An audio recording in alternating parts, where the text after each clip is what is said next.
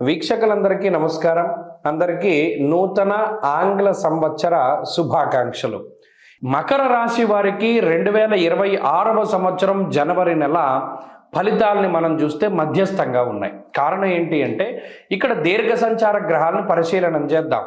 2వ స్థానమందు రాహు యోగిస్తున్నాడు, తృతీయ స్థానమందు శనేశ్వరుడు యోగిస్తున్నారు. అందువల్ల ఆర్థికంగా దోషంలా సౌభాగ్య భాగ్యం ఆరోగ్యం అర్ధలాభం యశస్కరం అన్నది శాస్త్రం. ఇటు ఈ గ్రహ సంపత్తి ఏమిస్తోంది? సౌభాగ్యాన్ని ఇస్తూ ఉన్నది, భాగ్యాన్ని ఇస్తూ ఉన్నది, ఆరోగ్యాన్ని ఇస్తూ ఉన్నది, సౌఖ్యాన్ని ఇస్తూ ఉన్నది. అంటే సుఖవంతమైనటువంటి జీవనం. అంటే ఏంటి? ఏదో బస్సులో వెళ్ళేటువంటి వాడు ఫ్లైట్ ఎక్కుతాడు, లేదు ఎప్పుడు ట్రైన్లో వెళ్ళేటువంటి వాడు స్లీపర్ క్లాస్లో వెళ్ళేటువంటి వాడు ఏసీ భోగి ఎక్కుతాడు, లేదు నడుచుకుంటూ వెళ్ళేవాడు బండి ఎక్కుతాడు అన్నట్టు. అంటే భోగాన్ని ఇస్తోంది ఈ గ్రహస్థితి.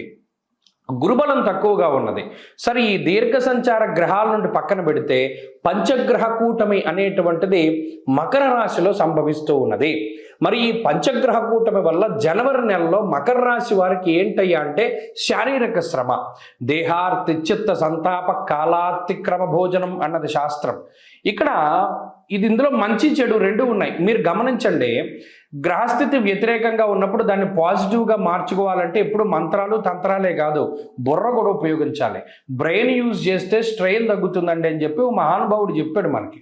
ఇక్కడ దేహార్తి చిత్త సంతాప కాలాతిక్రమ భోజనం అన్నాడు. అంటే ఈ పంచగ్రహ కూటమిలో శరీరం శ్రమ పడిపోతుంది, కాలాన్ని అతిక్రమించి భోజనం చేస్తారు, ఆర్తి ఉంటుంది, అంటే ఇది కావాలి అనేటువంటి కోరిక ఉంటుంది అనుకున్నాను. సరే, దీన్ని మనం ఎలా పాజిటివ్గా మార్చుకుంటాం? ఇప్పుడు మనం ఏదైనా చాలా ఆనందదాయకమైన వాతావరణంలో ఉన్నాం, ఫ్రెండ్స్తో తిరుగుతున్నాం, 12ంటికి తినాల్సింది 3ంటికే తింటాం. అసలు 3ంటికి తినాల్సింది తినాం. పడుకోవాల్సిన టైంలో ఫోన్ బాగుంటాం. మీ ఫ్రెండ్స్తో మీరు పబ్జీ ఆడుకోవచ్చు, ఇంకోటి ఆడుకోవచ్చు, ఏదైనా చేయొచ్చు. అంటే అక్కడ ఏమవుతుంది?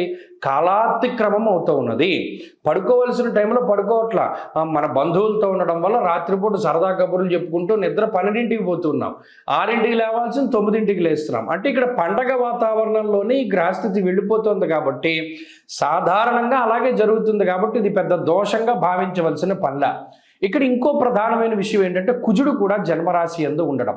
దీనివల్ల ఈ పంచగ్రహ కూటమిలో కొంత ఇబ్బంది ఏంటి అంటే దెబ్బలు తగులుతాయి. మరి దీన్ని ఎలా తప్పించుకోగలము అంటే నిదానంగా సాగుతూ ఉండాలి. సైకిల్ తొక్కేటప్పుడు, బండి నడిపేటప్పుడు, కారు నడిపేటప్పుడు కొంచెం జాగ్రత్తగా చూసుకుని ముందుకు వెళ్ళిపోతూ ఉంటే పరిస్థితులు బాగుంటాయి. ఇంకా ప్రధానమైనది తిండి కంట్రోల్. ఎలాగో కాలాతిక్రమ భోజనం అవుతోంది కదా, తిండి కంట్రోల్లో పెట్టుకుంటే ఈ అనారోగ్య సమస్యల బారిన పడరు. ఎందుకంటే ఇక్కడ అజీర్ణమయ సంతాప అన్నాడు. ఈ గ్రహస్థితి పంచగ్రహ కూటమి కేవలం ఉదర సంబంధమైన సమస్యలు లేదా తిండి వల్ల సంక్రమించేటువంటి రోగాల ద్వారానే వస్తూ ఉన్నది. తాగేటువంటి నీరు, తినేటువంటి భోజనాదులు కలుషితం అవ్వడానికి అవకాశం ఉంటుంది. వాటి నుండి మిమ్మల్ని మీరు కాపాడుకుంటూ ముందుకు వెళితే మకర రాశి వారికి అద్భుతమైన ఫలితాలు ఉన్నాయి. ఇక్కడ చూసారా, గ్రహస్థితి ప్రతికూలించినా దాన్ని పాజిటివ్గా మీరు మార్చుకున్నారు. అలాగే దైవికంగా కూడా కొన్ని చెయ్యాలి కదా. జన్మకుజుడు జన్మరవి యొక్క దోషాలను పోగొట్టుకోవడానికి ఎక్కువగా విష్ణుమూర్తి యొక్క ఆరాధన, స్థితికారకుడు మహానుభావుడు విష్ణు సహస్రనామ స్తోత్రం కానీ, వైష్ణవ క్షేత్ర దర్శనం కానీ, విష్ణు అష్టోత్తర శతనామావళిని కానీ పారాయణ చేస్తూ ఉండడం ద్వారా ఈ రకమైనటువంటి గ్రహస్థితి నుండి బయటపడతారు. ఏకాదశి వ్రతాన్ని పాటించడం, ఈ నెలలో వచ్చేటువంటి 2 ఏకాదశుల్ని కూడా ఉపవాస దీక్షతోటి చేయగలిగితే కూడా ఈ గ్రహస్థితి పంచగ్రహ కూటమి మిమ్మల్ని ఏమీ చేయదు.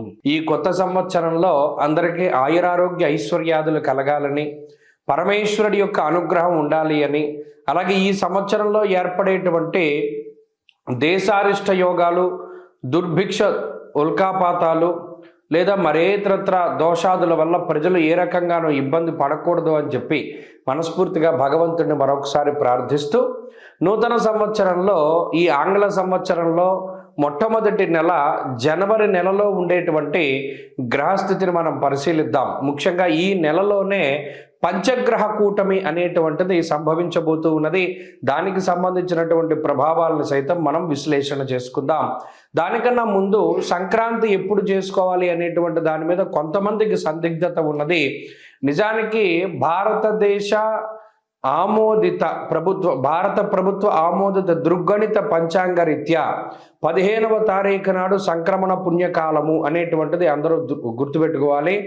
15వ తారీఖు నాడే రవి ధనురాశిని వదిలిపెట్టి మకర రాశిలోకి ఆయన యొక్క సంచారాన్ని ప్రారంభిస్తూ ఉత్తరాయణ పుణ్యకాలాన్ని ప్రారంభం చేస్తూ ఆయన యొక్క దిశ అంటే ఆయన ప్రయాణము ఉత్తరం దిక్కుగా ప్రారంభం చేస్తూ అది దేవతా కాలమానం ప్రకారం పగలు కాబట్టి ఆ రోజున సంక్రమణ పుణ్య రోజున చేసేటువంటి విశేషమైనటువంటి స్నానములు, దానములు, జపములు, తపములు వీటన్నిటికీ విశేషమైనటువంటి ఫలాన్ని ఆయన వసగుతూ ఉన్నారు. అది జనవరి 15వ తారీఖు.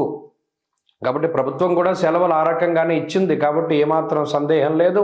14, 15, 16 పండగలు, ఈ విషయాన్ని దృష్టిలో పెట్టుకోవాలి. ఇక జనవరి నెల ద్వితీయార్థంలో అంటే 15వ తారీఖు దగ్గర నుండి ఏర్పడేటువంటి పంచగ్రహ కూటమి చాలా విశేషంగా దీని గురించి చెప్పుకోవాలి. మకర రాశి యందు రవిగ్రహము, కుజగ్రహము, శుక్రగ్రహము, బుధగ్రహము, చంద్రగ్రహము వెరసి 5 గ్రహాల తాలూకు స్థితిగతులు ఇది కాలపురుషునికి దశమ కేంద్రమందు ఏర్పడుతూ ఉన్నాయి కాబట్టి ఇది విశేషంగా ప్రభావాన్ని చూపిస్తూ ఉంటుంది. దేని మీద? వృత్తి, ఉద్యోగ, వ్యాపార, వ్యవహార, వ్యవసాయాదులపైన దీని యొక్క ప్రభావం ఉండబోతూ ఉన్నది. అలాగే అగ్నితత్వ సంబంధం ఉన్నటువంటి రవి కుజులు ఇద్దరూ కూడా భూతత్వ రాశి యందు నెలకొని ఉన్నారు. ఇక్కడ గమనించండి, ఇక్కడ మకరం భూతత్వ రాశి, ఆ రాశి యందు అగ్ని సంబంధమైన గ్రహాలు అంటే రవి కానీ కుజుడు కానీ ఉండడం వల్ల ఇది అకారణమైనటువంటి ఎండలను కూడా సూచిస్తుంది. ఈ విషయాన్ని కూడా దృష్టిలో పెట్టుకోవాలి. అలాగే రాజకీయపరమైనటువంటి విషయాలు కొంచెం ఆసక్తిని కలగజేస్తాయి. భూ సంబంధమైనటువంటి లావాదేవీలు అవి కూడా కొంత వెనకబడుతూ ఉండేటువంటి విషయాలను మనం దృష్టిలో పెట్టుకోవాలి. ఏదైనా ఉద్యోగాదుల మీద ప్రభావంగా ఈ విషయం ఈ రవికుజులు అలాగే బుధ, శుక్రులు, చంద్రులు కలిసి ఉన్నటువంటి స్థితి ప్రధానంగా అది ప్రభావాన్ని చూపెడుతూ ఉంటుంది. కాబట్టి ఈ కూటమి, పంచగ్రహ కూటమి 12 రాశుల పైన ఏ విధమైన ప్రభావాన్ని చూపెడుతుంది అనేటువంటిది మనం క్లుప్తంగా తెలుసుకునేటువంటి ప్రయత్నం చేద్దాం.